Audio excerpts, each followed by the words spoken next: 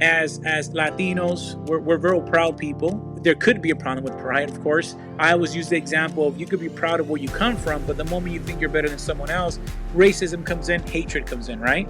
How do we separate being proud with trauma? There's like a thin line there. Would you agree? It's a very thin line. There's as I like to say, a Goldilocks zone to this. And if a lot of people don't know what a Goldilocks zone is, the Earth lives in a Goldilocks zone. It's just right, and it's created life from that. But anything outside of that dies. When it comes to that, and even in criticism, and even approaching things, when you get defensive, you got to understand yourself first, and you have to understand who you are. And a lot of people don't understand, and I'm still struggling with this now. I go to my insecurity first. If somebody asks me a question, or even jokingly, as you can tell when I have in conversations with, let's say, some of our friends, my first approach is to see why they said that. And if I feel a certain way about it, then I start to dissect it. And that's not a productive thing. Now, if I'm doing business, of course, I'm in sales, that's a very great way to approach something. But if you're approaching somebody that you want to show respect for and have respect for, taking them apart before you understand where they're coming from is actually not a good move. But that comes back to the character you were taught before. My mother was a very defensive person. My father was a very defensive person. My uncles were very defensive person. Puerto Ricans culturally like to make fun of people just to see where they're at. I like to say it can be very ruthless at times. You're gonna see yourself in the mirror at all times, even if you don't want to. I tell people if you don't believe that, all you got to do is go to a Puerto Rican barbershop. I go every week, and bro, I just stay quiet and I just listen, and you just laugh. It is like the ultimate comedy show, but it's reality at the same time. Like there's no holding back. And you said something, bro. You just spoke to me. My wife, when we would argue, one time we were sitting down, she says the problem with arguing with you, babe, is that every time you and I argue, I feel like you're trying to break things apart. Like if you're an attorney. You're trying to break things apart. And she goes, and honestly, it's a quality I love for you to defend me, but not to offend me. Mm. You see? So when it comes to defending my wife, like, yo, well, do, right? And then one day out of nowhere, my daughter tells me, she's very similar to me in this sense, but she says, Papi, I think you would have made a really good attorney. I didn't take that as a positive. I took that as a negative because, let's be honest, no offense to any attorneys out there. I remember seeing a survey, the top people that are least trusted in professions. I think they were like car salesmen, attorneys, pastors. Like these were like, ew, you don't want to be thrown into that category. We go to I don't like it, but it's the truth. We go to the defense mechanism. We go to the negative side, not the positive side. And you're right. We test the waters. We will be like, hey, you clown on somebody to see how far you could get. And unfortunately, then you got people that take advantage of that situation and whatnot. You said something earlier that I like. You said, eso no es nada. I like to believe that usually when we say, man, that ain't nothing, it's usually something. Somebody says, when people say, what do you need or how can I help you? And people say, I want to be left alone or I don't need help, is usually when they need help the most. Right? Have you ever had that feeling like, yo, Mm. don't touch me, don't touch me? Because the moment someone touches you, emotions will just pour out, whether that's tears or just venting. Like, you've seen that in movies and stuff, and I think it happens even in our life. And I think sometimes being men. Now, obviously, I will have some ladies come and talk. It's hard because we're told to be men, to be masculine, and it's like, is there a way to be proud of being a man and then not being bad? What are your thoughts on that? So yeah, that goes back to how I say before, Jimmy, about that Goldilocks zone, right? There's that toxic masculinity, right? That goes into what people would like to call machismo, and then there's that proper way to be a man, and in between those things, you have to find yourself, and that's the problem that's going on now. If you watch social media and everything that's going on, is everybody is moving to each spectrum and not finding a middle point. Even when it comes to being a man, you're either you're either taking your identity away.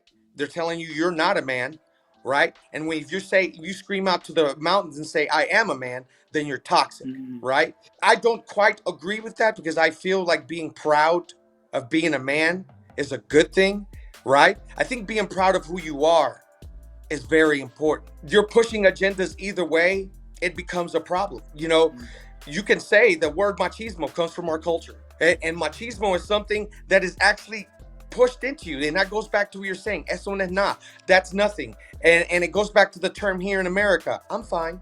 I'm fine. How many times you did something wild, or you did something you felt was disrespectful, and all of a sudden your wife goes on mute, and you wait about an hour or two, and you go, "Babe, are you okay?" And she goes, "I'm fine." You know why she said, "I'm fine"? She's upset, but she's been taught, just like you've been taught, to keep that inside unless it really matters. When people make fun of it, people actually say wearing your feelings on your sleeve is a bad thing. No, it's not. At least somebody knows where you're coming from. But everybody's so caught up in being on each spectrum of the world and not really coming together to understand. Together we stand, divided we fall. Mm. And that should be in any kind, man, woman, or however you identify yourself. You must understand what's around you. And this narcissism that's going on nowadays takes that completely away, because now you're number one in everything. Mm. So you're to the extreme of whatever that is. It's unfortunate, but that's what's happening. You said something. I mean, everything you said, it's just powerful. But you said, and you had mentioned this, I think last time we talked, and you basically said the same thing. To be proud, for example, in this context, to be proud of being a man is one thing. To enforce it upon others is toxic. And I began to unpack that, bro, because that's not only with our sexuality, that's not only with our political perspective. If you're proud of what you believe politically, fine. But when you start enforcing and degrading others for not believing the way you think, and then I started thinking, even me, I'm obviously a Christian. Even with religion, how we could sometimes try to enforce our belief in people because we have this awakening, we have this encounter, and all of a sudden I turn around. I've been guilty of this, and I subconsciously catch myself being self-righteous because I'm no longer doing the things that I used to do. And now I'm thinking, because I'm no longer doing it, obviously, I think I'm better. For me, obviously, I think I'm better. But then there's this line where if I think I'm better, then I must be better than Derek, who has not accomplished that. And it's almost like my convictions have to be your convictions on my time. Right? Yet, as a person who believes in a higher being, my convictions came in a period of maybe 30 years, 15 years, 50 years, 80 years, and I have this awakening. If my creator was patient enough with me then, do I think myself to be a bigger God to want to rush some type of conviction, if the conviction is needed in your life, to be pushed on you? Since we're talking about healthy and toxic, can you, as a person myself who identifies as a Christian, can you kind of give me your perspective of what you've seen in Christianity, good and or bad? Side note, from the age of 0 to 13, my mother made me go to Catholic church at least twice a week. Mm. And I learned a lot in that. I learned that you have to understand, again, it goes back to understanding who you are. But in Christianity, there's something that bothered me is, and Dead Sea Scrolls were found, as you know, many years back. But one of the scriptures in there says that church is inside of you, under a rock, and all around you, Mm. right? It's about fellowship.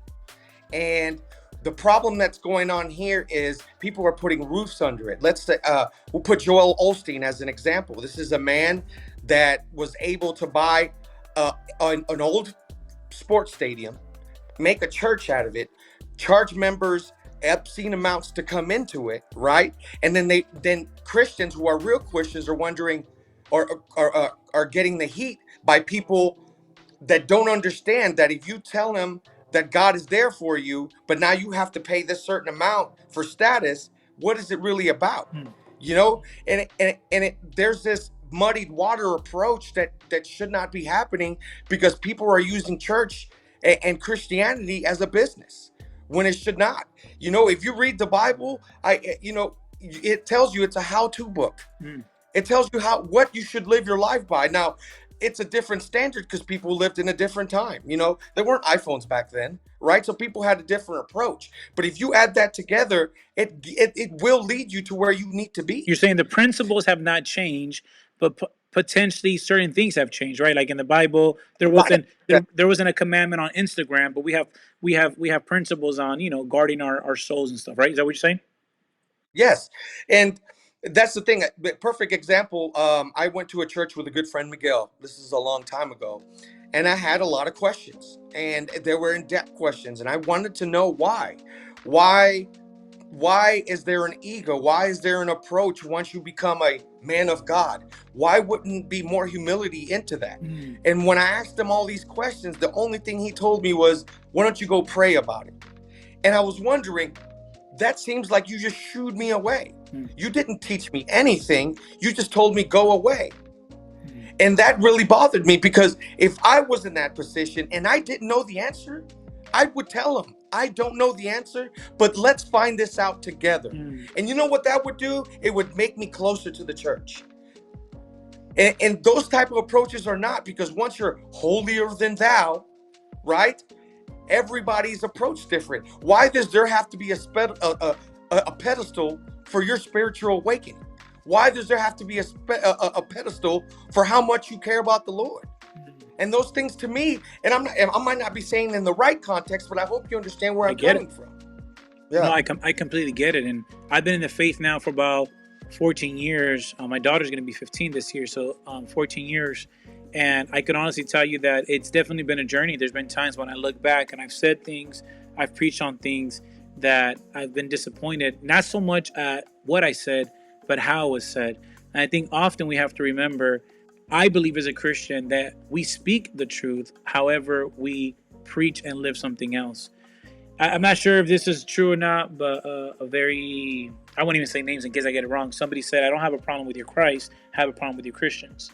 And I think that's one thing that I have to really constantly see and look into myself. I just want to, number one, as a Christian, apologize, because even though not all Christians are the same, I think still an apology should be given to anyone out there who either A, has been in church, has not been in church, is currently in church, because I believe that the same way our culture has been toxic at times in our communities and in our lives, church has played a huge role within our culture and our community, and has also played a huge amount of blessings, but there's also a lot of trauma that in our next conversation I want to address with you, get deep with it, and I might actually bring two other people who A, are currently still in the church, and identify themselves as an ongoing Christian, and another person who says, hey, I've left the church because it caused trauma. And then there's me as a Christian, and then there's you. I don't know how you would identify yourself. I'm a spiritual person that believes in the book. I just believe there's things that have been altered. Thanks so much, D. I really, really appreciate it. And this is a good conversation. Thank you so much, and I appreciate you having me here, and looking forward to chat with you more.